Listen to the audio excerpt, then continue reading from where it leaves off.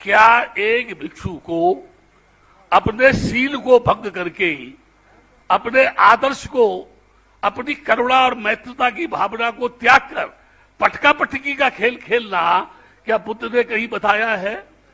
बुद्ध ने बोला है कि कहीं तुम पटका पटकी करो, हिंसा लो या हिंसा का सहारा लो। बुद्ध ने कहा क्रोध को सील से जीतो, अहंकार को त्याग से जीतो। ये महाबोधि विहार हमारा है। मैं ये कह रहा हूं, ये लोग सुन रहे होंगे मेरी बात को, ब्राह्मण का कभी भी महाबोधि विहार पर कब्जा नहीं रहा। ये चैलेंज है मेरा। कोई भी इतिहासकार अगर इसको सिद्ध करे तो मैं ये मान लूंगा कि सही मानने में बद्दे नहीं हूं मैं। बुद्ध ने कहा नाम और रूप परिवर्तनशील है, लेकिन रुपया और उसके अंदर जोड़ दो, ये तीनों परिवर्तनशील है।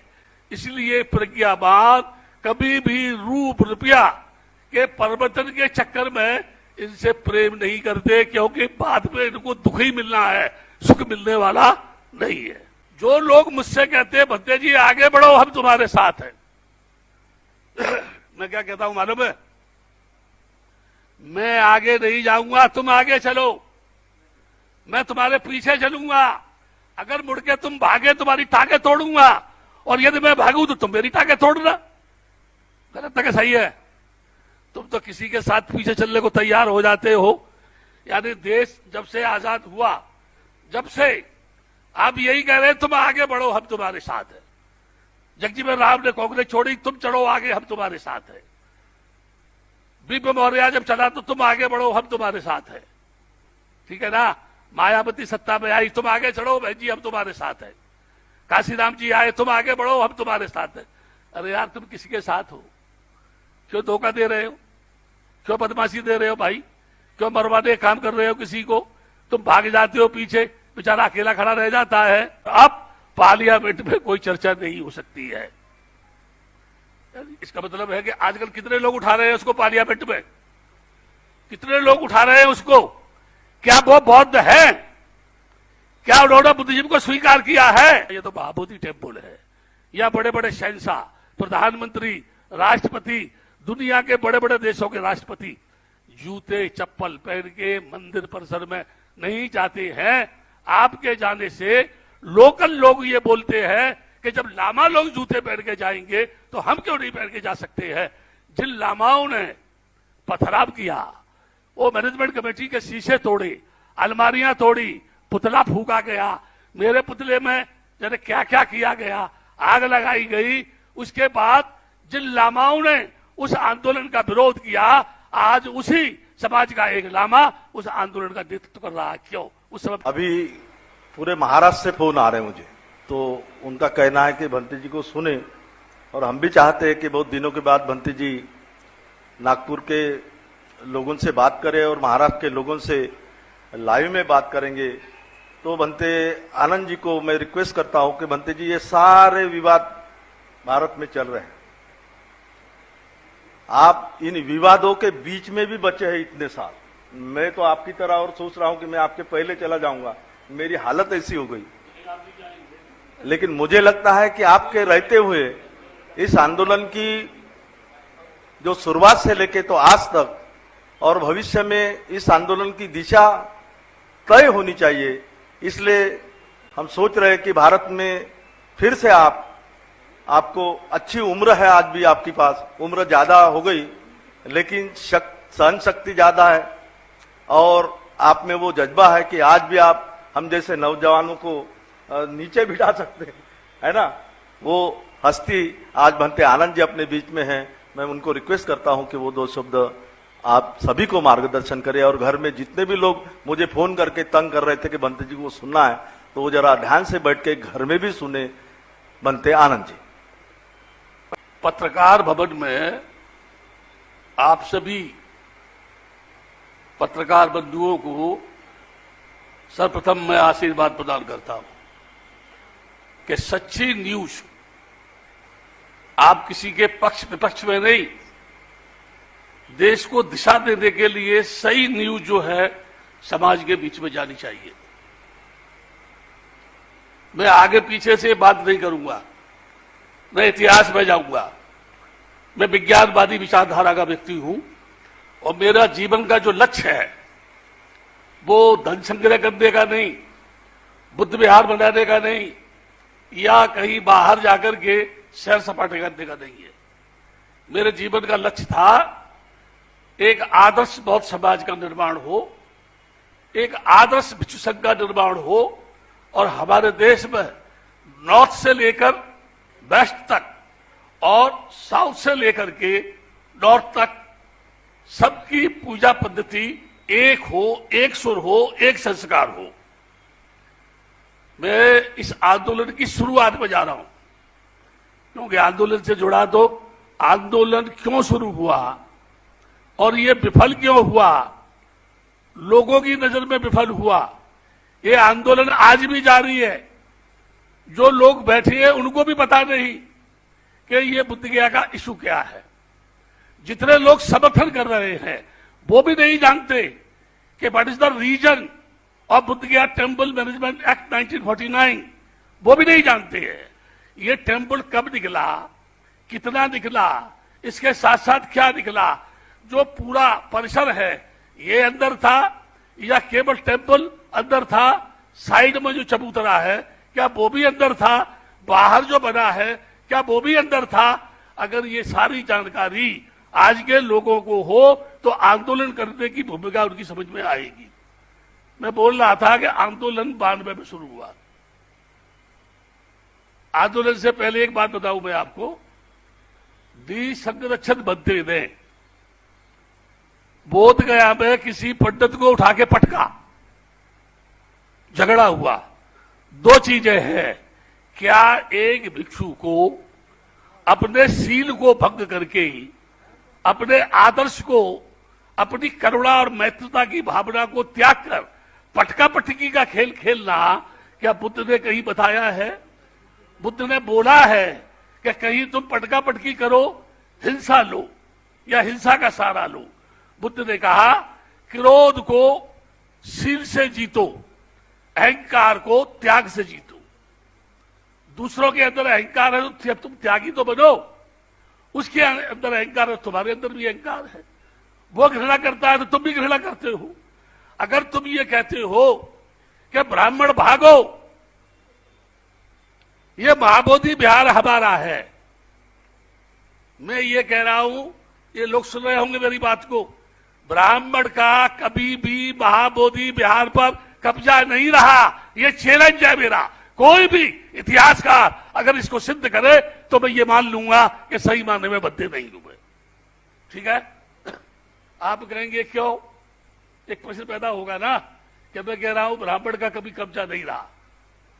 खुदाई जब हुई, टेम्पल जब निकला, ये महंत के खसरा खतौनी में था। खसरा खतौनी समझते हैं आप? खेत का नंबर वगैरह होता है, उसमें निकला। उसने उसकी देख रेख की, पूजा की, साफ सफाइयत करता था, क्योंकि बर्मा के लोग सोने के पत्ते चढ़ाते थे वहां, तो मोटी रकम मिलती थी, तो वो देख रेख करता था।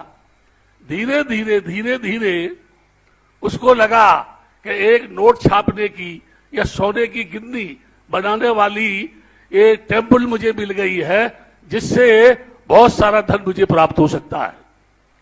अनागारिक धम्पाल की लड़ाई से जब ये मसला ओपन हुआ, मैं आपको बता दूं, बहुत से लोग बोलते हैं भदंत अनागारिक, उन विचारों को यही पता नहीं कि वो भदंत नहीं था, वो अनागारिक था। बाद में मरने से कुछ समय पहले भिक्षु बना। भिक्षु बनने के बाद महास्त्र नहीं बना, इसलिए भदंत की कैटेगरी में नहीं आता।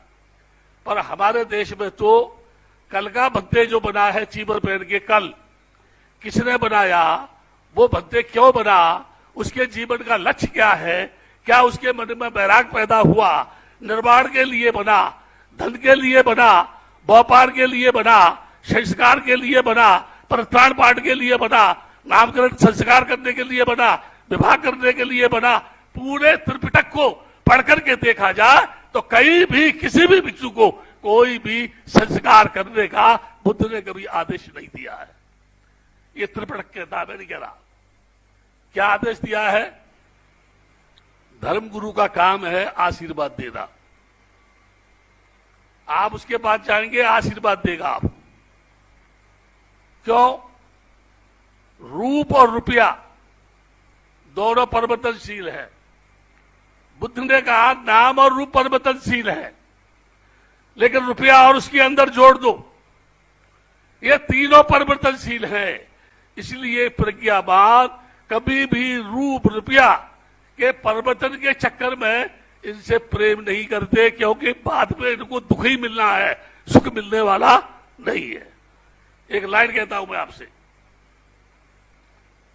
कितना भी, यानी कहावत है मेरी, मैं जो बोल रहा हूं, किसी का गाना है, फिर भी गाना है, जुए की जीत बुरी, बुरे की प्रीत बुरी, कामनी के संग काम जागे ही जागे, और काजल की कोठरी में जतन तू करे, लाख भाई लाख दागे ही लागे। दाग लगेगा। काजल की कोठरी में आप जाएंगे तो बैरागी बनने के बाद भिक्षु को कहां रहना चाहिए, भिक्षु का स्थान कहां होना चाहिए, ये सब लोग आप जानते हैं।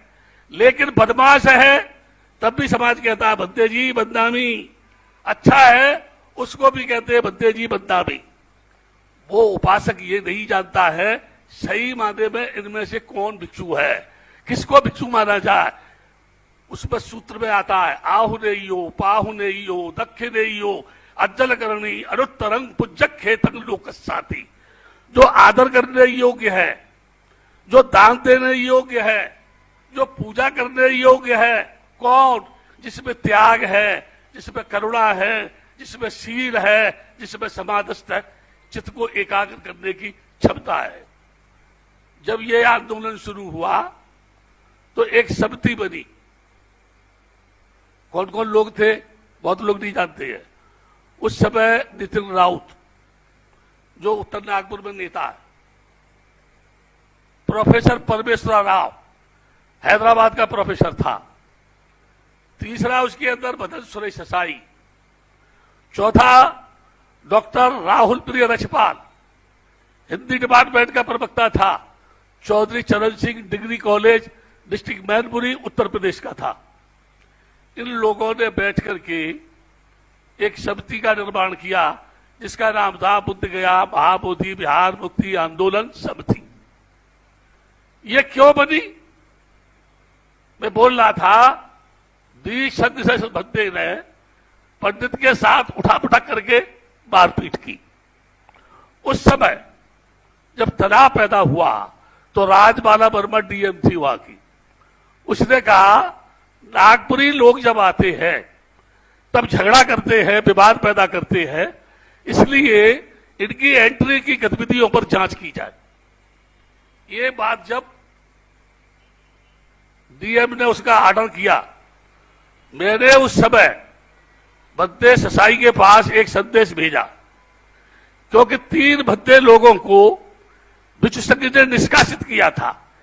एक भद्दे एग्रेसिव माइंड का, जो हमेशा मंच पर खड़े होकर नाचता है, कभी किसी को बुरा बताता, कभी किसी को अच्छा बताता है, और 40 साल से वो भद्दे मुझे रोज गाली देता है, और मैं 40 साल से उसको आशीर्वाद देता हूं कि मेरे भद्दे तू निरंतर 100 वर्ष तक जिंदा रहे, और भद्दे आनंद में ऐसे ही जूते मारता रहे, और शिखर की उतनी ऊंचाई पर जा कि जब ऊपर से नीचे गिरे तो तेरे शरीर का ढांचा एक एक बोटी लोग नहीं पहचान पाए कि जी गिरने वाला कौन था। मैं उसको आशीर्वाद देता, क्योंकि जो द्वेष की आग में जले, जो ईर्षा की आग में जले, जो अहंकार की आग में जले, जो दमन चक्र की नीति अपनाए, जो हथियार लेके चले, वो बुद्ध की नजर में आदर्शवादी भिक्षु हो ही नहीं सकता है। आप कहेंगे क्यों? इसलिए बुद्ध ने कोई हथियार अपने पास रखा, अंगुलीमाल को प्रसेनजित की सेना नहीं पकड़ पाई, बुद्ध कैसे पकड़ के ले आया उसको, कान पकड़ के, जैसे थाईलैंड में लोग शेर को पकड़ के घूमते हैं। कभी देखो थाईलैंड के लोगों को जो है, जब 92 में पहली बार आंदोलन शुरू हुआ तो चैत्यभूमि से यात्रा शुरू हुई, और वो आगरा होकर के, झांसी दतिया होकर के बोट के नाम दिल्ली में पहुंची। उसमें लोग नारे लगा रहे थे, खोबरागढ़े आगे बढ़ो हम तुम्हारे साथ हैं। कोई कह रहा था सुलेखा ताई आगे बढ़ो हम तुम्हारे साथ हैं। कोई कह रहा था भत्ते आनंद बढ़ो हम तुम्हारे साथ हैं। कोई कह रहा था करुणाकर भत्ते आगे बढ़ो हम तुम्हारे साथ हैं। इसलिए मैं एक बात कहा करता हूं, जो लोग मुझसे कहते हैं भत्ते जी आगे बढ़ो हम तुम्हारे साथ हैं, मैं क्या कहता हूं मालूम है? मैं आगे नहीं जाऊंगा, तुम आगे चलो, मैं तुम्हारे पीछे चलूंगा। अगर मुड़ के तुम भागे तुम्हारी टांगे तोड़ूंगा, और यदि मैं भागू तो तुम मेरी टांगे तोड़ना। गलत है कि सही है? तुम तो किसी के साथ पीछे चलने को तैयार हो जाते हो। यानी देश जब से आजाद हुआ, जब से आप यही कह रहे हैं तुम आगे बढ़ो हम तुम्हारे साथ है। जगजीवन राम ने कांग्रेस छोड़ी, तुम चढ़ो आगे हम तुम्हारे साथ है। बीपी मौर्य जब चला तो तुम आगे बढ़ो हम तुम्हारे साथ है। ठीक है ना? मायावती सत्ता में आई, तुम आगे चढ़ो बहन जी हम तुम्हारे साथ है। काशीराम जी आए, तुम आगे बढ़ो हम तुम्हारे साथ है। अरे यार तुम किसी के साथ हो? क्यों धोखा दे रहे हो? क्यों बदमाशी दे रहे हो भाई? क्यों मरवाने काम कर रहे हो किसी को? तुम भाग जाते हो पीछे, बेचारा अकेला खड़ा रह जाता है। क्यों? तुम कहते हो ना आगे बढ़ो, उसका हौसला बुलंद हो जाता है। मैंने देखा, बुद्ध के आंदोलन में देखा, जब मैं लालू से मिलने गया, पिस्टनधारी भत्ते मेरे साथ प्रतिनिधिमंडल में गया, आपके प्रोफेसर कबाड़े ये भी गए थे मेरे साथ मिलने के लिए। लालू के पास पहुंचे, लालू ने पूछा कहो, मुझसे बोला बाबा जी कैसे आए? मैंने कि ये भदंत है, बहुत अच्छे बंदे हैं, ये कबाड़े साहब हैं, नागपुर से आए हैं, बहुत अच्छे हैं ये। कबाड़े साहब उससे बोले लालू जी हमारा तो आपकी पार्टी के साथ एलायंस है नागपुर में। लालू क्या बोला? खोबरागढ़े गुट से, गबई गुट से या कामड़े गुट से? आप बुद्ध के आइसू पर बात करने के लिए गए हैं कि अपनी पार्टी का एलायंस बताने के लिए वहां गए हैं? दूसरा बोला, लालू कह रहा है बाबा जी तुमने जस्सी गाय का दूध पिया है? तो बोला नहीं। तो चलो जस्सी गाय के नीचे बैठाला, बोला मुंह फाड़ो, एक धार निकाली, बोला पिया? हाँ पिया। कैसा लगा? बहुत अच्छा लगा। पूरी रात घुमा करके रात के 12 बज गए।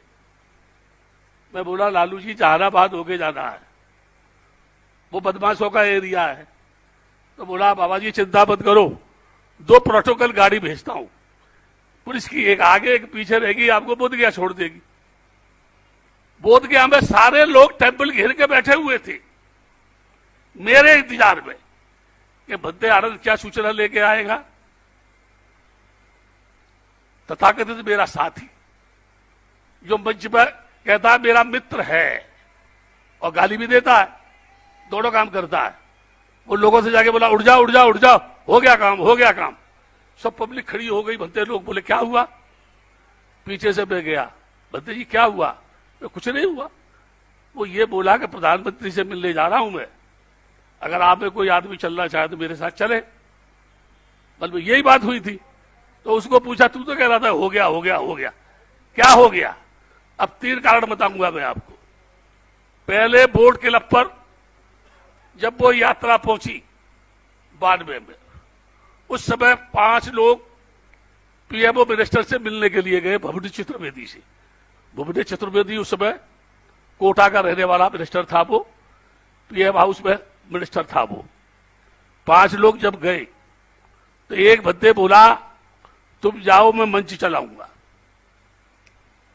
किसी को बोलने की बीमारी होती है ना, इतना माप आया, 3-4 लाख लोग आए हैं, मैं जाने कहां पहुंचूंगा स्पीच के माध्यम से। ये 5 लोग मिलकर के लौट के वापस नहीं आए, तब तक उसने सभा को समाप्त कर दिया। मैसेज पब्लिक को कुछ नहीं गया, सभा खत्म हो गई। दूसरा उसने ये स्पीच दी, जितने पत्रकार जो है हमारी बात नहीं दे रहे हैं न्यूज में, मैं एक एक पत्रकार के समाचार पत्रों की ट्रक गाड़ियों में आग लगवाऊंगा, देखता हूं तुम कब तक नहीं छापोगे। तो सारे पत्रकार खपा हो गए। तीसरी बात उसने क्या बोला, एक भी नेता मंच पर आया तो उठा के नीचे फेंक दूंगा, तो सारे नेता भी खपा हो गए। ये वो 14 अक्टूबर 1992 की कहानी है, जब वहां बोर्ड के नंबर पब्लिक इकट्ठी हुई। वहां से आंदोलन शुरू हुआ। ससाई जी ने एक पिटीशन दायर किया सुप्रीम कोर्ट में।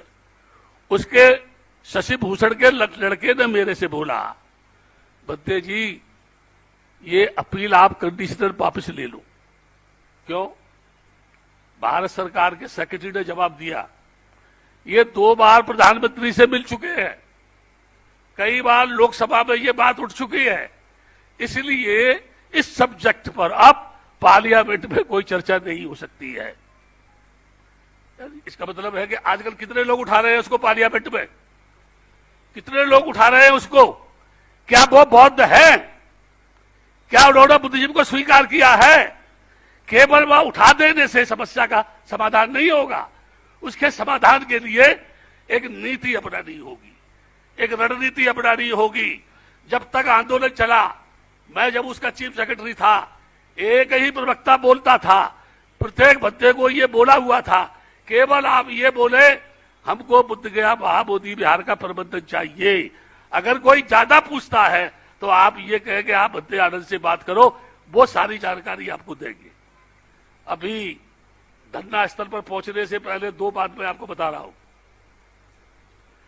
जब वो अपील दायर की, इंद्रजीत गुप्त से जाके मिले, तो इंद्रजीत गुप्त ने कहा, बद्दे जी आप कंडीशनल पिटीशन को वापस ले लो, नहीं तो मैं इसमें कुछ नहीं कर पाऊंगा।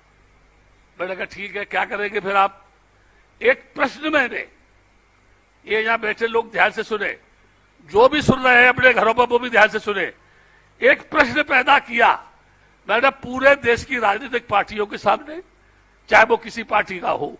कम्युनिस्ट पार्टी का वर्धन नाम था, क्या नाम था उसका? वर्धन, ये भी वर्धन कम्युनिस्ट पार्टी के थे। उन्होंने ही इंद्रजीत गुप्त से हमारी मुलाकात कराई थी, ये भी वर्धन ने।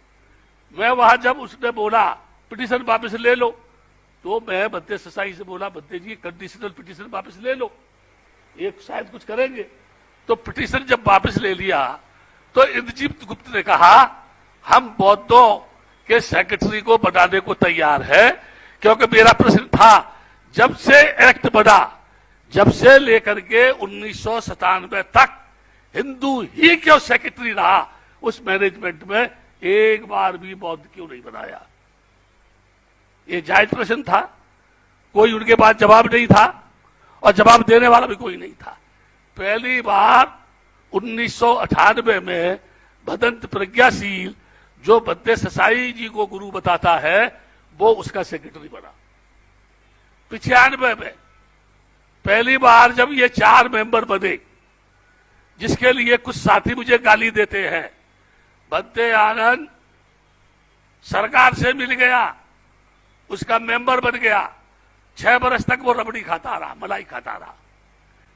वो जब लेटर आया, मैंने बद्दे ससाई जी को दिया, मैंने आप ये लेटर पढ़ लो, ये सरकार आप लोगों को इसमें मेंबर बनाना चाहती है। तो लोगों ने उनको, बद्दे जी को ये कहा, बद्दे जी ये तो गोल्डन चांस है, आपको लालू मैनेजमेंट कमेटी में मेंबर बना रहा है। ठीक है, मेंबर बन गए। मेंबर बनने के बाद मैंने कहा ये आंदोलन तोड़ने की साजिश है, लेकिन मेंबर बनने के बाद भी ये आंदोलन खत्म नहीं होगा। ये कमेटी के अंदर और कमेटी के बाहर आंदोलन निरंतर जारी रहेगा। ये नोट करने की बात है। 1998 में बद्दे प्रज्ञाशील जब सेक्रेटरी बना, अगर मैं आंदोलन नहीं कर रहा होता, अगर मैं आंदोलन नहीं कर रहा होता तो क्या प्रज्ञाशील सेक्रेटरी बन सकता था? 95 की मेंबरशिप के आधार पर वो सेक्रेटरी बना। जब 3 वर्ष के बाद उसे हटा दिया तो मैंने उसको बोला, आपको बद्दे ससाई जी से जाके कहना चाहिए, बद्दे जी आपने जो पिटीशन पहले वापस लिया था कंडीशनल, उसको आप पुनः सुप्रीम कोर्ट में दायर कर दो कि सरकार ने 3 वर्ष के लिए बुद्धिस्ट सेक्रेटरी बनाया, जबकि 20 वर्ष, 25 वर्ष 12 बरस, 9 बरस, 6 बरस तक हिंदू सेक्रेटरी रहा, तो 3 वर्ष के बाद बुद्ध सेक्रेटरी को क्यों हटा दिया? तो बोला नहीं नहीं नहीं, मेरे को सेक्रेटरी नहीं बनना है, मैं नहीं कुछ बनना चाहता, मैं यहां नहीं रहना चाहता, मुझे ये सब पसंद नहीं है, मैं तो यहां से भागना चाहता हूं, जाना चाहता हूं। ठीक है, अभी इतनी बात समझ में आ रही है आपकी कि नहीं आ रही है? आ रही है ना? क्वेश्चन तो बाद में करना, मैं बहुत जल्दी बात खत्म करने वाला हूं। वो जब सेक्रेटरी पद से हट गया, कुछ समय के बाद उसको मैंने विश्व महासंघ का सचिव था, बुद्ध गया महाबोधि बिहार मुक्ति आंदोलन समिति का चीफ सेक्रेटरी था, और बौद्ध बनो अभियान उसका भी सेक्रेटरी था। उसने बुद्ध गया आंदोलन से इस्तीफा दिया, उसने विश्व महासंघ से इस्तीफा दिया, उसने बौद्ध बनो अभियान से इस्तीफा दिया, और दे करके बीमारी का बहाना बना करके वो थाईलैंड चला गया। ठीक है, एक बात यहां बता देना चाहता हूं आपको, बहुत सारे लोगों ने कहा लामा अच्छा काम कर रहा है, मैं कोई विरोधी थोड़े ही उसको, मैं तो कह रहा हूं बहुत अच्छा काम कर रहा है, लेकिन एक बात कह रहा हूं, क्या दलाई लामा ने अपने जीवन काल में कभी भी ये कहा कि महाबोधि बिहार बौद्धों को सौंप दो? एक बार भी बोला हो? तो वो जो दलाल बैठा है वहां, जो कहता है मैं मर जाऊंगा लेकिन यहां से उठूंगा नहीं, तो मैं आप सबको एक बात बताना चाहता हूं, उसके नेतृत्व में एक संस्था होनी चाहिए। क्या बुद्धिस्ट फेडरेशन इस आंदोलन को लड़ रही है? तो ही सुमित्रतन, हुई जो है करुणाशील, हुई जो है डॉक्टर खरात, हुई इज द प्रज्ञाशील, हुई जो है आकाश लामा। क्यों? पैसा अगर देश के लोग दे रहे हैं तो संस्था के उस अकाउंट में जाना चाहिए जो आंदोलन चला रहे हैं। प्रज्ञाशील का अकाउंट नंबर अलग है, बीनाचार्य का अकाउंट नंबर अलग है, करुणाशील बंदे का अकाउंट नंबर अलग है। ठीक है, और बंदे जो है उनका अकाउंट नंबर अलग है। 5-5 लोग जब अपने अकाउंट नंबर को सोशल मीडिया पर वायरल कर रहे हैं, तो मुझे आप ये बताओ, सब श्रोता सुनने वाले, वो आंदोलन की लड़ाई लड़ रहे हैं या धन संग्रह करने की लड़ाई लड़ रहे हैं? अगर धन संग्रह करने की लड़ाई लड़ रहे हैं तो आंदोलन करने का नाटक क्यों कर रहे हैं? और अगर आंदोलन की लड़ाई लड़ रहे हैं तो 5-5 लोग अपना अकाउंट नंबर सोशल मीडिया पर वायरल क्यों कर रहे हैं? ये 2 मेरे प्रश्न हैं। मैं वहां बोध गया में गया, मैं चीफ सेक्रेटरी से जाके मिला, वो बुद्ध गया मैनेजमेंट कमेटी में कभी डीएम थे, 98 में डीएम थे, 2001 तक वो वहां के डीएम रहे। जब जूता चप्पलों को मैंने बोरे में भरवा के मंगा लिया, क्योंकि एक्ट में प्रावधान है जूते चप्पल पहन करके any man can not enter in Mahabodhi temple inside with their shoes and chappal. मैंने बोला दलाई लामा को अपने अनुयायियों से कहना चाहिए। तो लामा लोग क्या बोले, हमारे लद्दाख में सर्दी बहुत पड़ती है इसलिए हम लोग जूता पहन के मंदिर में जाते हैं। मैं बोला ये तो महाबोधि टेम्पल है, या बड़े बड़े शहंशाह, प्रधानमंत्री, राष्ट्रपति, दुनिया के बड़े बड़े देशों के राष्ट्रपति जूते चप्पल पहन के मंदिर परिसर में नहीं जाते हैं। आपके जाने से लोकल लोग ये बोलते हैं कि जब लामा लोग जूते पहन के जाएंगे तो हम क्यों नहीं पहन के जा सकते हैं?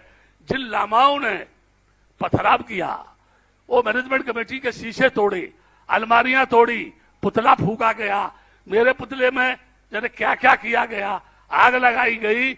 उसके बाद जिन लामाओं ने उस आंदोलन का विरोध किया, आज उसी समाज का एक लामा उस आंदोलन का नेतृत्व कर रहा है। क्यों? उस समय पहले मर गया था क्या? क्यों?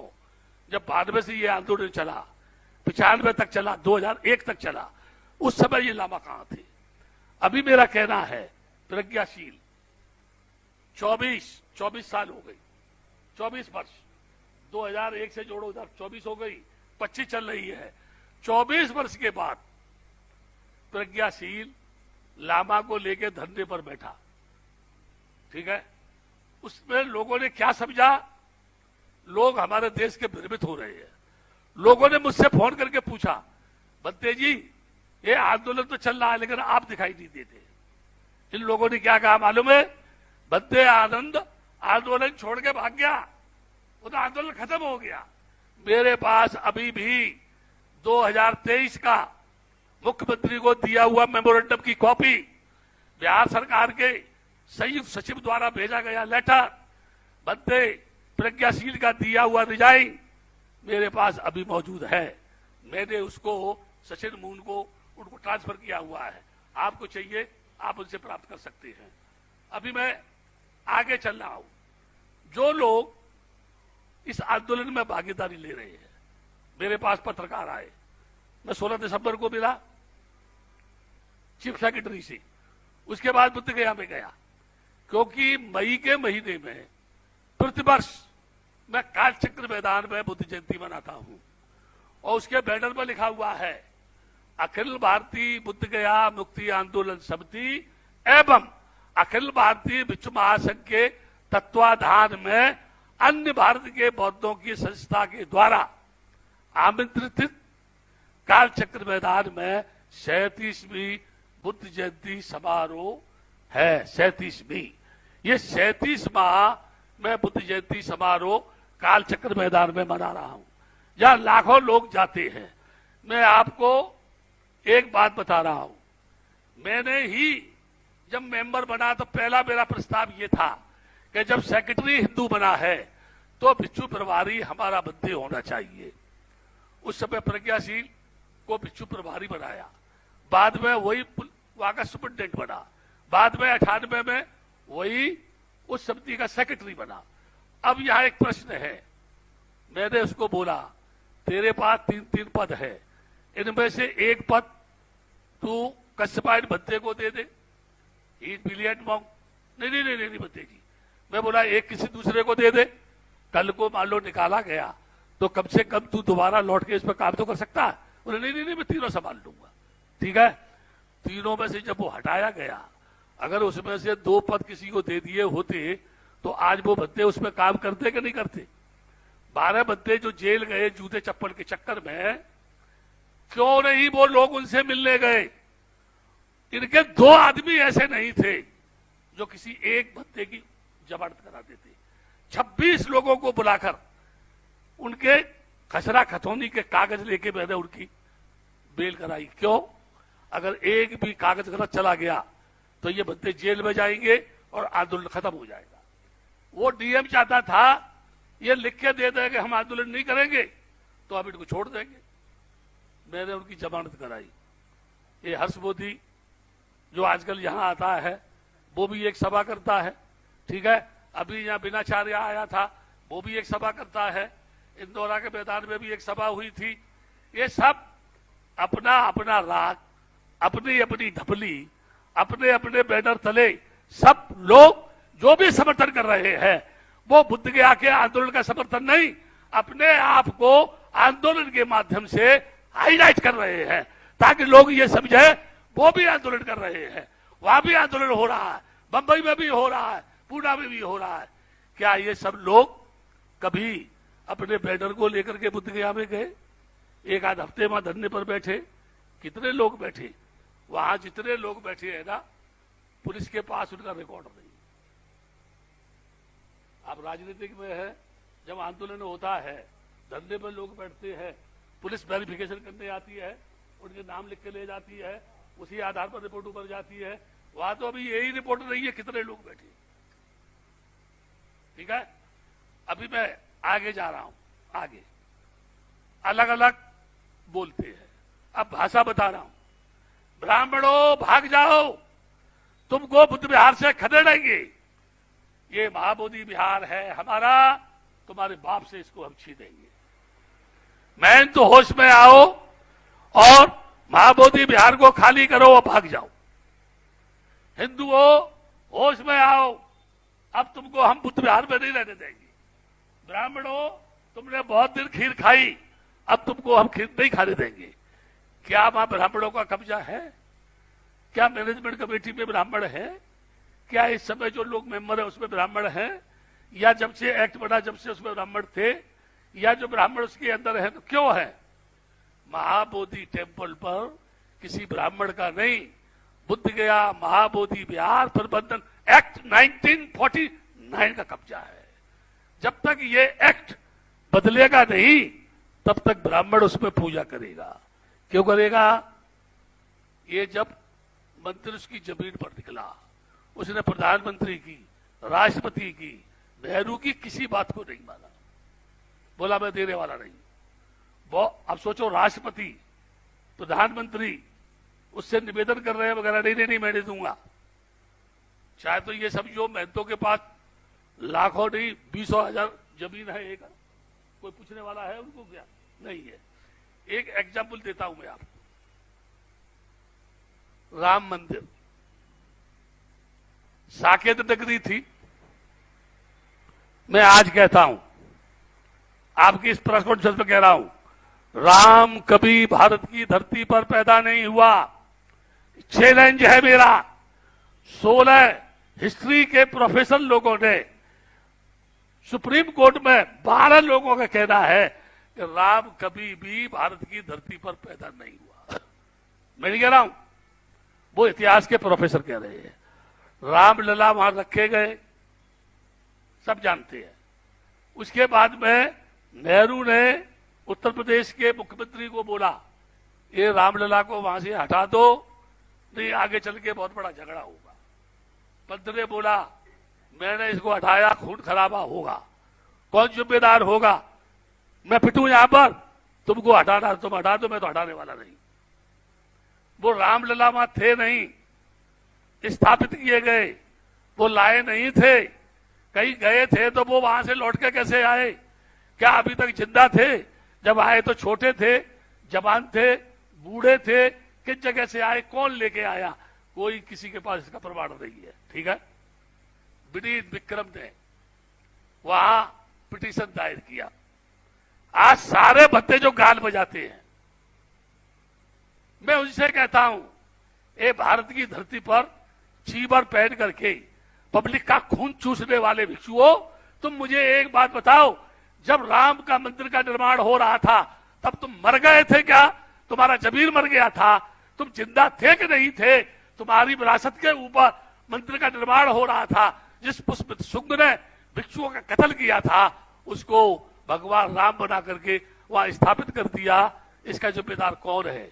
क्या बंदे नहीं है? आज जो बंदे गाल बजा रहे हैं, 95 में जब आंदोलन चल रहा था, बाद में से जब आंदोलन चला तो भारत के भिक्षुओं ने ही ये विरोध किया था कि जे बंदे आनंद चीख चीख के मर जाएगा, कुछ भी होना जाना नहीं है। ये यहाँ के भिक्षुओं का तोहफा था जो मुझे दिया गया। और जो आंदोलन में आज बोलता है मैं आगे आगे था, जब से आंदोलन चला बीच में से भाग गया। जब देखा कि माल मिलने वाला तो आ गया।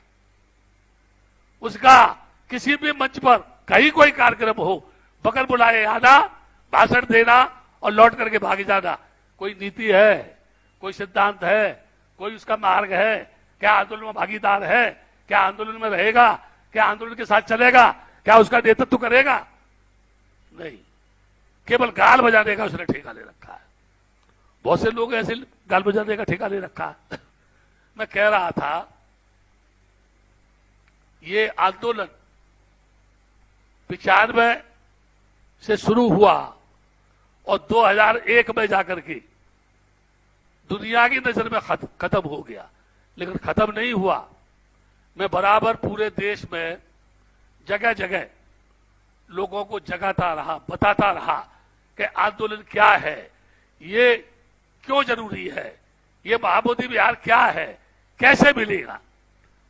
यहां एक सब्जेक्ट रखा था बहुत पहले, इसी लॉर्ड बुद्धा ने, अयोध्या हिंदुओं की, मुस्लिम की या बौद्धों की? और जी सचिन जी, यही सब्जेक्ट था। नितिन गडकरी आया था इनके कार्यक्रम में। मैंने उनसे पूछा कि गडकरी जी, ये आपके लोग चिल्ला रहे हैं कि ये हमारा है, बुद्ध गया का महाबोधि विहार बौद्धों का, आप बौद्धों को क्यों नहीं सौंपते? तो क्या बोले मालूम है? आप बुद्ध जी प्लान बना के मुझको दो, मैं यहां टीवी लगवाता हूं, बुद्ध गया की हिस्ट्री क्या है ये बराबर टीवी पे आती रहेगी। विकृतियां बता रहा हूं आपको। राबड़ी देवी को इंद्रजीत गुप्त ने पूछा, ये लोग आंदोलन कर रहे हैं, आप क्या कहना चाहती हैं? तो राबड़ी देवी ने क्या कहा, एडवाइजरी बोर्ड में सारे लोग बुद्धिस्ट हैं। हम बात कर रहे हैं मैनेजमेंट की, वो कह रही है एडवाइजरी बोर्ड की, डाइवर्ट कर रही है। जब उन्होंने पूछा, हम मैनेजमेंट की बात कर रहे हैं, जो बुद्धगया टेम्पल मैनेजमेंट एक्ट है उसकी बात कर रहे हैं, तो क्या जवाब दिया मालूम है? एक्ट बदलने से बिहार में खून खराबा हो सकता है, इसलिए सरकार उसमें किसी प्रकार के भी अमेंडमेंट करने को तैयार नहीं है। ये सरकार का वो हो गया। मैं जब नीतीश से मिलने गया, ये खैरकरिया मौजूद है, राशु गोपई ने बोला, बंदे जी आप नीतीश कुमार से एक बार मिलो तो सही जा करके। मैं बोला मैं पहले मिल चुका हूं उनसे। नहीं, मेरे कहने से आप जाओ। मैं गया वहां, नीतीश मुझसे बोला, बाबा जी आप बोलते ज्यादा है, इसलिए हिंदू लोग भड़कते हैं, आप कुछ कहते हैं फिर वो भड़क जाते हैं। तो मैं बोला, बगैर बोले तो आप मुख्यमंत्री बन गए क्या? आप भी तो ज्यादा बोलते तभी तो मुख्यमंत्री बने आप मेरे से कह रहे हैं कि आप बोलते ज्यादा है। अरे मेरा काम है बोलना, और बोलते बोलते सरकार को उखाड़ करके फेंक देना। अब यहां सत्ता चल रही है, मैं चाहूं तो पूरे देश में आग लगा सकता हूं। मैं पत्रकार परिषद में कह रहा हूं, मैं चाहूं तो ऐसी बगावत की आग फैला दूं कि सरकार को संभालना मुश्किल हो जाएगा। लेकिन बौद्ध भिक्षु होने के नाते से मैं ये काम नहीं कर सकता, क्योंकि मैं देश को सर्वोपरि मानता हूं।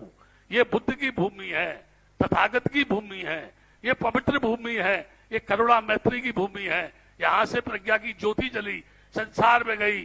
चंडा अशोक से हिंसा त्याग कर वो देवानंद प्रिय अशोक सम्राट बना। अभी मैं आप सबसे कह रहा हूं, जितने लोगों ने सम्राट अशोक की जयंती मनाई, क्या आपने चंडा अशोक की जयंती मनाई या देवानंद प्रिय सम्राट अशोक की जयंती मनाई? बताओ कौन सी जयंती मनाई? और जो भिक्षु ये कह रहे हैं कि भाई ईंट से ईंट बजा देंगे, क्या कह रहे हैं? हमें ईंट से ईंट बजा देंगे, तुमको रहने नहीं देंगे, तुमको उखाड़ के फेंक देंगे। ब्राह्मणवाद ने कब्जा कर लिया है। मैं आप पत्रकारों से कह रहा हूं, ब्राह्मणवाद तो भारत की धरती पर यहां के जनमानस की खोपड़ी में बैठा हुआ है। क्या उसमें से ब्राह्मण को निकाल देंगे आप? जगदीश कश्यप, गया कश्यप, जगदीश कश्यप, गया कश्यप, उर्मिला कश्यप, इस जगह पर बड़े बड़े ब्राह्मणों के धुरंधर महंत थे, जिनके 500 शिष्य थे। जो सिद्धार्थ गौतम के सामने ब्राह्मण खड़ा नहीं हो पाया, सिद्धार्थ गौतम के सामने जो खड़ा नहीं हो पाया, सिद्धार्थ गौतम को संबोधि मिलने के बाद जो ब्राह्मण उसके साथ खड़ा नहीं हो पाया, वो सरेंडर हो गया और भिक्षु बनकर के विश्व संघ में सम्मिलित हो गया। संज्ञायन हुई, संज्ञायन। एक बंदे कहने लगा, अच्छा हुआ बुद्ध मर गया, बहुत परेशान करता था। तो भिक्षुओं ने विचार किया, हमको संज्ञान करना चाहिए, संज्ञान के बाद त्रिपिटक की रचना करनी चाहिए। सूत्र किसने बताए? महाकश्यप ने। सेनापति बताया बुद्ध ने उसको। विनय किसने बताई? उपाली ने। जिस उपाली की दीक्षा उन्होंने अपनी मौसी प्रजापति गौतमी से पहले की, ताकि प्रजापति गौतमी को 3 बार घुटने टेक करके उपाली के सामने बंधन करना पड़े। उसके अलावा अभिधम्म किसने बताया? आनंद ने बताया। मैं भारत के भिक्षुओं से पूछता हूं, क्या आपने अभिधम्म संघ हो पढ़ा? क्या है अभिधम्म संघ हो? मध्यम निकाय क्या है? दिग्ग निकाय क्या है? अगस्त्य निकाय क्या है? बोधचर्या पद्धति क्या है? जिस सूत्रों को आप पढ़ते हैं उसका अर्थ जानते हैं? पाली पढ़ी है आपने? कभी उसके अर्थ को समझा है आपने? आप रोज बोलते हैं कि पाड़ा निपाता मेरे बड़ी शिक्षा पदम समाधियामी, डेली पंचशील बोलते हैं। क्या आप पंचशील का पालन करते हैं? मैं ये कहता हूं, एक भी पंचशील का पालन नहीं करता। बाबा साहब ने 22 प्रतिज्ञाएं दी। मुझे इस देश का कोई भी अम्बेडकर जी ये बताए कि क्या वो बाबा साहब की 22 प्रतिज्ञाओं में से किसी एक प्रतिज्ञा को पालते हैं? अगर मैं ये बोलूं कि उन्होंने बोला मैं ईश्वर को मानता नहीं, मैं मूर्त पूजा में विश्वास नहीं करता, तो हम जितने भी लोग लड़ाई लड़ रहे हैं, क्या हम मूर्ख है फिर? क्या क्यों? बुद्ध ने बोला नाम और रूप परिवर्तनशील है, ये दोनों बदलते हैं।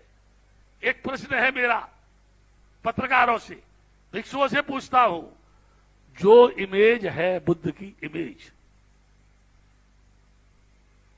आपको बहुत परेशानी होगी मेरी बात सुनकर, सबको नहीं, मेरा तो काम कहने का है, और कहने के बाद फिर एक बात और कहता हूं, गाली देनी है तो मुझको दो, पत्थर मारना है तो मुझको मारो, रास्ता में घेर के मारो, मैं तैयार हूं। आप कहेंगे क्यों?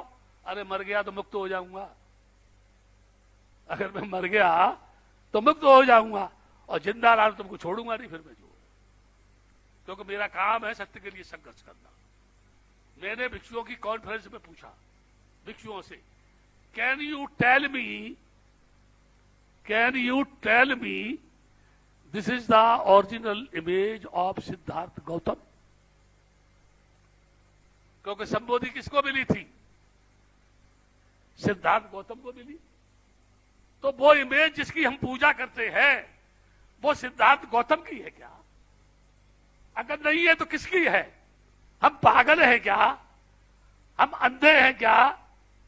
हम किसकी पूजा कर रहे हैं? रूप की पूजा कर रहे हैं, और रूप परिवर्तनशील है। कौन से रूप की पूजा कर रहे हैं? एक सेकंड में जाने कितने रूप बदल जाते हैं, कोई मुझे बताए?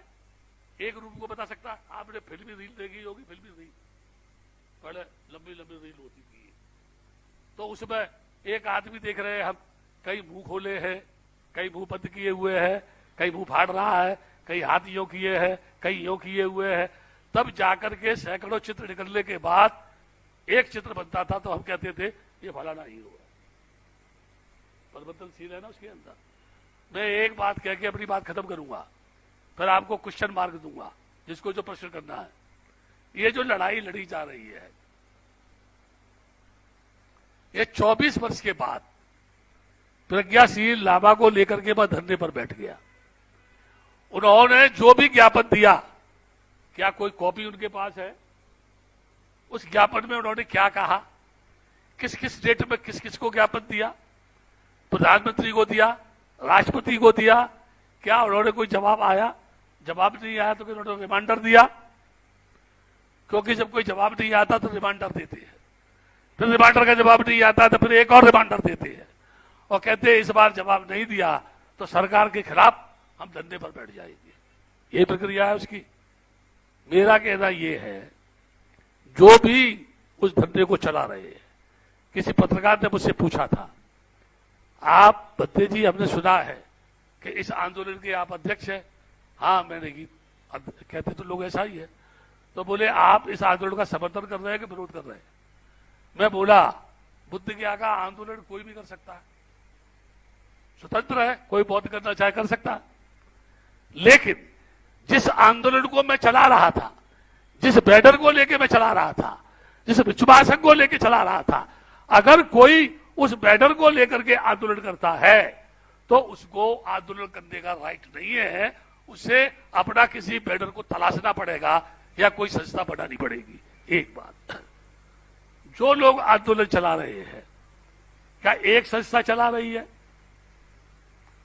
खरात कहते हैं हम जेल भरो आंदोलन चलाएंगे, मैं गलत तो नहीं कह रहा हूं? आप बताओ गलत तो नहीं कह रहा?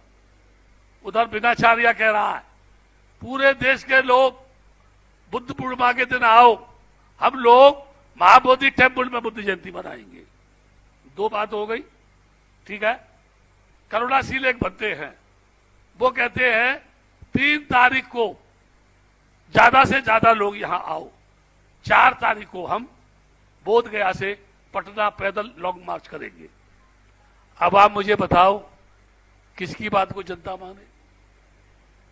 पैदल वाली माने, बोध गया में जाने की माने, या कालचक्र मैदान में 12 लाख लोग आने की बात माने?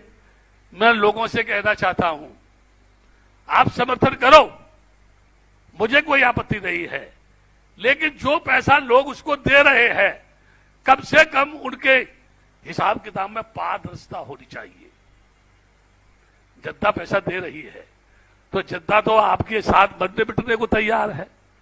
तो आपने जो जहर बोया है, यानी उत्तेजित भाषणों के द्वारा, अगर वहां कोई घटना घटित हो गई, कोई झगड़ा हो गया, कोई सांप्रदायिक वापरागिरी पैदा हो गई, तो कौन लोग मारे जाएंगे, कौन लोग पकड़े जाएंगे, कौन लोग जेल में जाएंगे, कौन उसका नेतृत्व करेगा, कौन उसका समाधान करेगा?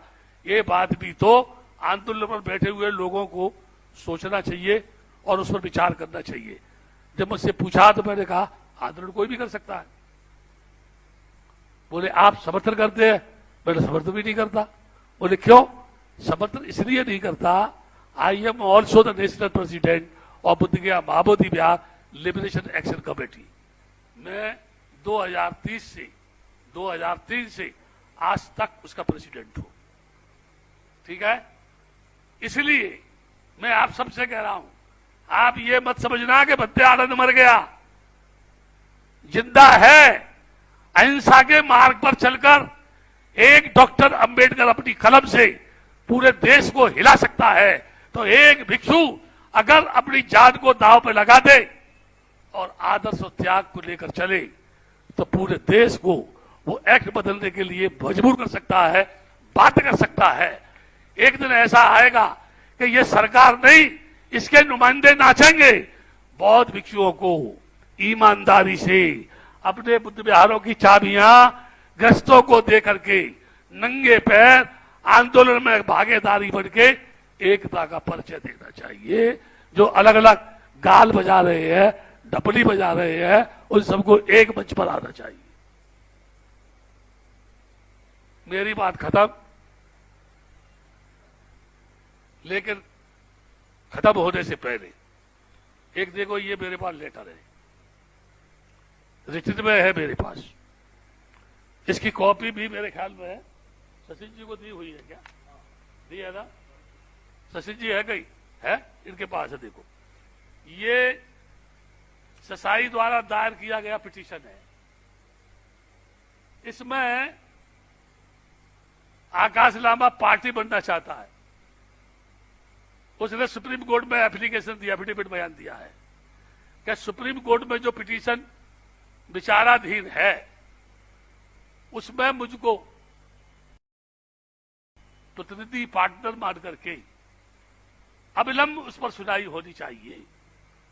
सुप्रीम कोर्ट ने उसको स्वीकार नहीं किया, सुप्रीम कोर्ट ने उसको परमिशन नहीं दी, सुप्रीम कोर्ट ने उसको कोई नंबर नहीं दिया, और कोई डाइस पर 3 पिटीशन में से कोई एक डाइस पर नहीं आया। अभी मून ने बताया आने वाला, बहुत अच्छी बात है। मैं कहता हूं उनके पिटीशन पे ही फैसला हो तो अच्छी बात है, ठीक है ना? ये लेटर 420 सिद्ध करता है। 420 यानी तुमको परमिशन नहीं दी, किस आधार पर तुम सुप्रीम कोर्ट में चले गए? क्या सुप्रीम कोर्ट ने आपके प्रार्थना पत्र को स्वीकार किया? क्या आपको कोई नंबर दिया? क्या उन्होंने कोई आदेश दिया? तो आपने ससाई जी की पिटीशन पर बगैर ससाई के परमिशन के अपने आप को जोड़ने के लिए तमाम बौद्धों को धोखा क्यों दिया? क्यों? ये पूछो जाकर के उससे। अंत में कह रहा हूं, मैं आंदोलन का विरोधी नहीं हूं, उनकी नीति का विरोधी हूं, उनके अनर्गत जहर घुलते भाषणों का विरोधी हूं, अलग अलग ढपली बजाने वालों का विरोधी हूं, अलग अलग बैनर बंदे लेके चल रहे हैं उसका विरोधी हूं। आपसे अपील कर रहा हूं केवल एक ही, बंदे आनंद जिंदा है। यदि आप चाहते हैं तो आंदोलन तेज करो। बहुत जल्द ही बुद्ध पूर्णिमा के अवसर पर मैं घोषणा करने वाला हूं कि ये आंदोलन किस दिशा में जाएगा, और एक दिन इसमें भारत के लोगों को सफलता मिलेगी। ये मैं आपको आश्वासन दे रहा हूं, वचन दे रहा हूं। मेरी बात खत्म। मैं बैठता हूं, जिस किसी को जो पूछना हो वो प्रश्न कर सकता है।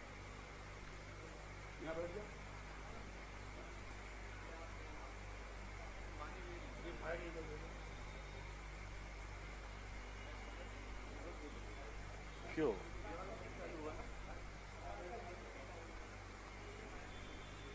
सचिन जी, अभी ये सबके आभारी है। यहाँ पर बनते आनंद जी, बनते सत्यानंद जी और नागदम्मा बनते जी आए कर्नाटक से, भंते अपने चंद्रमणि नगर बुद्ध विहार से आए। यहाँ पर वक्ताओं में सभी वक्ता सही समय पर आए, अच्छा मार्गदर्शन किया। उसमें दिनेश भाऊ अंडर सहारे जी, रवि भाऊ शिंदे, उत्तम राव जी शेवड़े, प्रदीप भाऊ मोन, यहाँ जितने भी कार्यकर्ता आए, नरेश जी गायकवाड़ हैं, अपने भद्रावती से मोहड़ साहब आए हैं, सुरेश भाऊ वाघमारे बैठे हैं, सुरेश मोहन बैठे हैं, हमारे शैलेंद्र नगरारी जी बैठे हैं, हमारे गौरी शंकर मामा जी बैठे हैं। तो हम सभी को सबका आभारी हूं। यहाँ पर माइक भी खराब नहीं हुआ, इसलिए दुरुक कर्जी का आभारी हूं। हमारे मुन साहब के बेटे, उनका भी आभारी हूं। और तमाम लाड बुद्धा टीवी के जो प्रतिनिधि है, हमारे जीवने साहब, ढाबरे साहब, वो सभी का आभार व्यक्त करते हुए ये कार्यक्रम समाप्त हो रहा ऐसा जाहिर करता हूं। अगर कुछ पूछना है तो भंते जी यहाँ 5-10 मिनट आपकी सेवा में है। और मैं नरेश गायकवाड़ साहब से करता हूं, आपका भी आभारी हूं। लेकिन थोड़ी चाय की व्यवस्था अगर भंते जी ने कर दिए तो थोड़ा अच्छा हो जाएगा। जय भीम, जय बुद्ध, जय भारत। हाँ, किसी कोई पूछना है तो भंते से आप बात कर सकते हैं। आपको 2 मिनट चाहिए था। आओ यार, क्या बोलते हैं, अभी समय कैसा हो गया। अच्छा आओ, सबसे परिचय हो जाए। आपके मन में कोई प्रश्न हो तो यहाँ आके पूछो बंती जी। मैं हमेशा पत्रकारों से बात करता हूँ।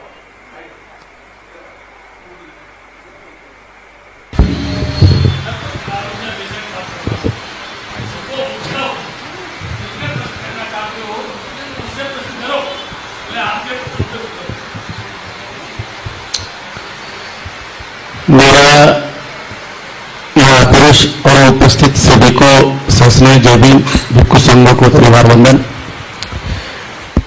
मेरा 2 मिनट के बजाय 1 मिनट, आधा मिनट भी मिलता है। तो मेरा प्रश्न ये था, हेलो डॉक्टर बाबा साहब अम्बेडकर जी ने जो हमें बौद्ध धर्म की दीक्षा यहाँ दी है, उनका अंतिम जो भाषण है, वो भाषण यहाँ के लोगों को संदेश देता है कि तुम्हारे खुद के आचरण के साथ तुम खुद का, परिवार का, इतना ही नहीं विश्व का कल्याण कर सकते हो। इतना यह है। बुद्ध गया मुक्ति आंदोलन जो हम कर रहे हैं, इसका ध्येय हम सभी का होना चाहिए। इसके लिए मैं एक उदाहरण, मेरा चेन्नई में मैं जब मैनेजर के लड़की के शादी में गया था, तो उस वक्त आते समय श्रीलंका के बर्तन धोने वाले खेत मजदूर ये ट्रेन से आ रहे थे। तो मैंने उनको पूछा कि भाई यहाँ के करोड़पति लोग भी बुद्ध गया नहीं जाते और श्रद्धा है ही नहीं है, वो बात की बात है, लेकिन आप वहां से यहां तक कैसे आ रहे?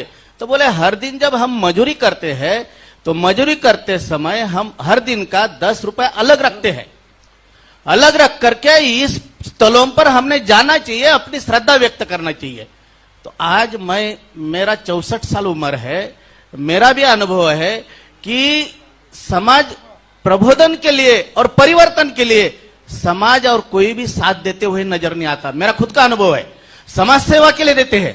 तो इसलिए बुद्ध गया मुक्ति आंदोलन यदि हम कर रहे हैं तो करते समय सभी अंगों से उसका व्यापकता से परिवर्तन लाने के लिए आंदोलन का स्वरूप होना चाहिए, ना कि राजकीय, ना कि सामाजिक। जिसकी जो भी बुद्धि है, किसी भी आंदोलन को 3 तरीके की मदद होती है, एक धन की, एक व्यक्तिगत और एक उसकी बुद्धि की। ये तीनों का मदद ले। हमने किसी के ऊपर टीका टिप्पणी करने में अपना समय गंवाने के बजाय बुद्ध ने वाणी के माध्यम से विश्व में नाम गए। उस वक्त पुष्पक विमान थे, हमने नहीं देखे, लेकिन वो भारत की धरती नहीं पार कर पाए। वही वाणी आज बुद्धों की वाणी बुद्ध पुत्रों में दिखती है।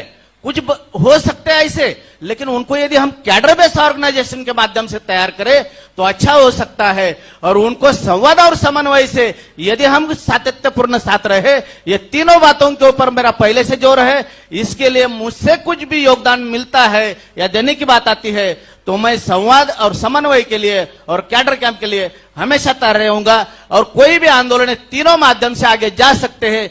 इस आंदोलन में ऐसा कोई प्लान है क्या, ये मेरा भंती जी से निवेदन था। यही मेरा 2 मिनट चाहिए था, मुझे और कुछ नहीं बोलना था। धन्यवाद। जय भीम, जय भारत।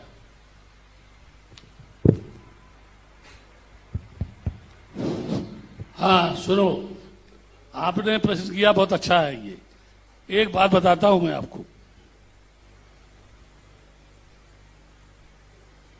मिलिंद राजा, सुनो उपासक जी, मिलिंद राजा जब सभी धर्म के मजहब के साधु संतों से सत्संग करता था, तर्क वितर्क करता था, उत्तर न देने पर उसको जेल भेजता था। ठीक है, उस समय पर सारे देश के भिक्षुओं में खलबली मच गई एकदम, कि अगर मिलिंद राजा की चपेट में हम आ गए तो फिर भिक्षुओं का क्या होगा। तो कहने लगे किसको भेजा जाए, किसको भेजा जाए। तो सबने तय किया उसका समाधान केवल नागसेन कर सकता है। मेरा एक प्रश्न है, आधुनिक काल में क्या भारत की धरती पर कोई नागसेन है? नंबर एक। नंबर दो, जितने भी भिक्षु हैं क्या उन्होंने शास्त्रों को पढ़ा है? वेद क्या है, पुराण क्या है, उपनिषद क्या है, गीता क्या है, क्या कहते हैं? ये जो है शुरू से सदियों से झगड़ा है, किसका? श्रवण संस्कृति और वैदिक संस्कृति का। वो बोलते हैं कि दुनिया बनाने वाला ऊपर है, श्रवण संस्कृति कहती है तू स्वयं दीपक है, तेरे ऊपर कोई मालिक नहीं है, तू ही अपने कर्मों का मालिक है। तो दोनों का झगड़ा है। ऐस धम्मो सनातनो, यही धम्म सनातनी है, शुरू से चला रहा। अब एक प्रश्न है, 5 भिक्षुओं ने बुद्ध से मिलने के बाद सारे विश्व के अंदर बुद्ध की उस प्रज्ञा की ज्योति को जलाया। डॉक्टर अंबेडकर ने बुद्धिज्म जब स्वीकार किया तो 20-22 वर्ष उनको अध्ययन करने में लगा। ठीक है, उसके बाद उन्होंने बुद्धिज्म स्वीकार किया। क्या भारत के लोगों ने बाबा साहब द्वारा इस नागपुर की पवित्र दीक्षा भूमि पर, जो नागवंशों की राजधानी कहा जाता है, बाबा साहब की बात को माना तो कितने बौद्ध हैं इस नागपुर की धरती के ऊपर? एक लड़ाई है, बुद्ध गया का महाबोधि विहार बौद्धों को मिलना चाहिए, लेकिन जितने बुद्ध विहार हैं पूरे देश के अंदर, सारे बुद्ध विहार बिजनेस का एक केंद्र बने हुए हैं और वहां भिक्षुओं के साथ ये व्यवहार होता है कि झाड़ू लगाओ, अगरबत्ती मोमबत्ती जलाओ और 1000 रुपए 1200 रुपए तनख्वाह के पाओ और तुम बुद्ध विहार में रहो। क्या ये बौद्धों का आदर्श है? क्या बाहर जो लोग गए वो बाबियान की कंदराएं जहां बुद्ध की प्रतिमा तोड़ी गई, अफगानिस्तान, ईरान, इराक, 7 समुद्र पार, बुद्ध का कल्चर कौन लेके गया? बुद्ध की प्रतिमाओं को किसने उकेरा? कौन बनाने वाले थे? बुद्ध के दर्शन को कौन लेके गए? वो चाइना का राजा, किसने उसको बौद्ध बनाया? ईरान, इराक में, जापान, ताइवान, कोरिया में कौन धर्म लेके गए? वो भिक्षु थे। यहां प्रश्न है, 5 लोगों ने सारे विश्व में बौद्धिज्म को फैलाया। बाबा साहब के बाद जितने लोग बौद्ध बने, क्या उन्होंने भारत को बौद्ध में बनाया? काची के बीच जाता है, चमार के बीच में जाता है, महार के बीच में जाता है, अहीर के बीच में जाता है, धोबी के बीच में जाता है। ये भिक्षुओं की चाल का है। जो नाई के बीच में जाएगा तो यादव बौद्ध नहीं बनेगा, वो तो नाइयों का बनते हैं, वो तो धोबियों का बनते हैं, वो तो काचियों का बनते हैं। ठीक है ना? बनते लोग भी आरोप लगा रहे हैं वो चमार बनते हैं, चमार बनते कह रहा है, वो कुसबा बनते हैं। ये जातिगत नीति बाबा साहब ने जिस जाति विहीन समाज की बात की थी, आज भी ये समाज उस बात को समझ नहीं पाया है। और आज भी कह रहा हूं मैं, यदि लोग बाबा साहब के अनुसार बौद्ध बन जाएं तो सारा विश्व का बौद्ध इनके साथ होगा और कोई ऐसी लड़ाई नहीं है जो भारत के बौद्ध जीत नहीं सके। अभी तो जब लड़ाई शुरू होती है, ये वो संस्था का बैनर है, ये उस संस्था का बैनर है, बौद्धों का बैनर कहां है? बौद्ध भिक्षुओं का बैनर कहां है? ये एक प्रश्न है। और ये सरकार दोनों ही जानती है कि there are no much Buddhist are living in India. जो कह रहे हैं हम बौद्ध हैं, सरकार पूछती है, लोग कहते हैं बुद्धिस्ट मैरिज लॉ बनना चाहिए, ठीक है। वो जज पूछेगा are you belong to Buddhist community, कोई जवाब है उसके पास? क्यों? अब बौद्ध का नेतृत्व कर रहे हैं, वो खुद बौद्ध नहीं है। जब बीपी सिंह ने बौद्धों को माइनॉरिटी में लिया तो सबसे पहले इसी महाराष्ट्र की धरती पर आवाज उठी, हमको मार रहने दिया जाए। कौन है उठाने वाला आप सब जानते हैं, मैं उस पर चर्चा नहीं करना चाहता। आप महार भी बना रहना चाहते हैं, आप बाबा साहब के मिशन को भी पूरा करना चाहते हैं। न तो आप महारों की लड़ाई में सफल हुए, न आप बौद्धों की लड़ाई में सफल हुए। बाबा साहब बौद्ध बने तो लोगों को बौद्धों की लड़ाई लड़नी चाहिए थी, लोगों को बौद्ध बनाना चाहिए था, लोगों में बौद्ध एकता लानी चाहिए थी, बौद्ध कल्चर लाना चाहिए था। ये हमारे देश के भिक्षुओं को लड़ना चाहिए था, लेकिन भिक्षु अलग अलग खेमे बटे हुए हैं, समाज भी अलग अलग खेमे में बटा हुआ है। तो किस बहुत से लोग बोलते हैं हम आ रहे हैं, इसको मुक्त करेंगे। आप कौन हैं जो मुक्त करेंगे? मेरा कहना यह है, आप 1 लाख बौद्ध बिहार में बना दो, बाहर से जाने की जरूरत नहीं है। वो लोग धरना देंगे वहां पर, वो प्रदर्शन करेंगे, लेकिन बिहार के लोग बौद्ध नहीं बन सकते हैं। मैंने मैकूराम के काल में देखा, 20-25 लाख रुपया मैकूराम का लोग खा गए, और जीप लेके चलते थे। मुझसे क्या कहते थे, भत्ते जी यहाँ बाजू में ही मेरी लड़की की ससुराल है, थोड़ा 10 मिनट वहां रुकते हैं। दूसरा कहता नहीं नहीं आगे चलेंगे तो मेरा साला जो है वहां रहता है। अबे तुम मैकूराम के दीक्षा के लिए लोगों को बौद्ध बनाने को तैयार कर रहे हो कि अपनी ससुराल में अपनी साली से, पटसाली से, या उनसे आंख बिचौली खेलने के लिए इस जीव को लेके घूम रहे हो? क्यों? ठीक है ना? और कोई?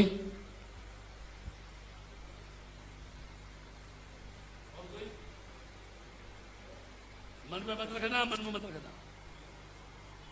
मन में रखना ठीक नहीं है।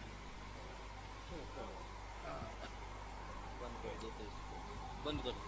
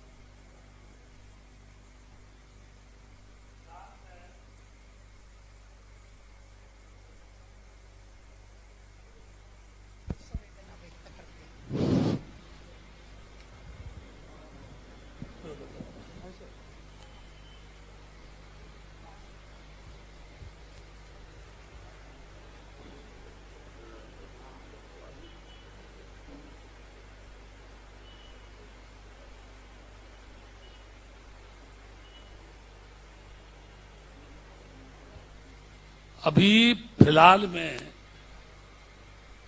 बर्मा में या थाई वगैरह में जो हादसा हुआ, प्राकृतिक जो आपदा हुई जिसमें तमाम लोग मारे गए, मैंने उसको देखा मीडिया पर।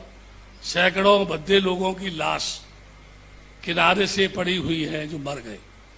हम सब अगर बौद्ध है और बौद्ध भी नहीं है तो उनके प्रति शोक संवेदना व्यक्त करने के लिए 1 मिनट का मौन धारण करें, ताकि उनके परिवार को सुख शांति मिले और वह खोए हुए सुख को पुनः प्राप्त कर सके। इस भावना से हम मौन धारण करें।